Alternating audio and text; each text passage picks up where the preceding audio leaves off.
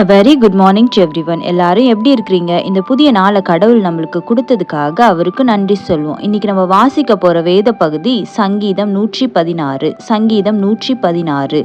கர்த்தர் என் சத்தத்தையும் என் விண்ணப்பத்தையும் கேட்டதினால் அவரில் அன்பு கூறுகிறேன்.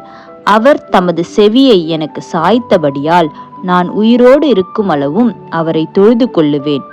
மரண கட்டுக்கள் என்னை சுற்றி கொண்டது, பாதாள இடுக்கண்கள் என்னை பிடித்தது, இக்கட்டையும் சஞ்சலத்தையும் அடைந்தேன்.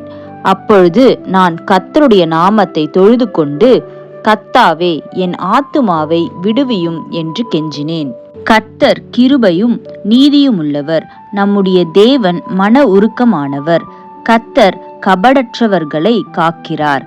நான் மெலிந்து போனேன், அவர் என்னை ரட்சித்தார். என் ஆத்துமாவே, கர்த்தர் உனக்கு நன்மை செய்தபடியால் நீ உன் இளைப்பாறுதலுக்கு திரும்பு. என் ஆத்துமாவை மரணத்துக்கும் என் கண்ணை கண்ணீருக்கும் என் காலை இடறுதலுக்கும் தப்புவித்தீர்.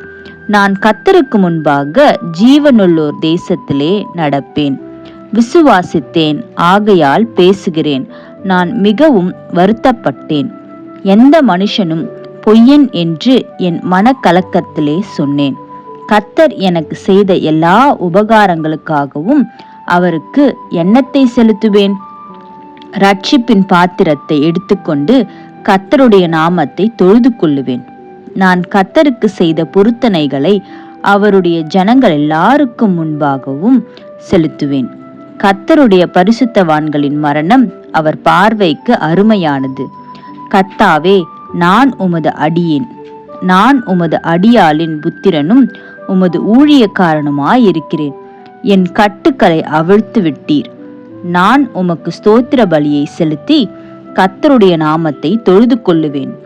நான் கர்த்தருக்கு செய்த பொருத்தனைகளை அவருடைய ஜனங்கள் எல்லாருக்கு முன்பாகவும் கர்த்தருடைய ஆலயத்தின் பிரகாரங்களிலும் எருசலேமே உன் நடுவிலும் நிறைவேற்றுவேன்.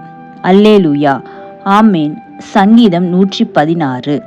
ஜெபம். அன்புள்ள இயேசப்பா, இந்த காலை வேலையை கொடுத்தீங்களா இருக்கா, நமக்கு நன்றி செலுத்துகிறோம். இந்த நாளில் நாங்கள் கைட்டு செய்கிற ஒவ்வொரு காரியத்திலையும் இந்த பிரச்சனை இருக்கட்டும்.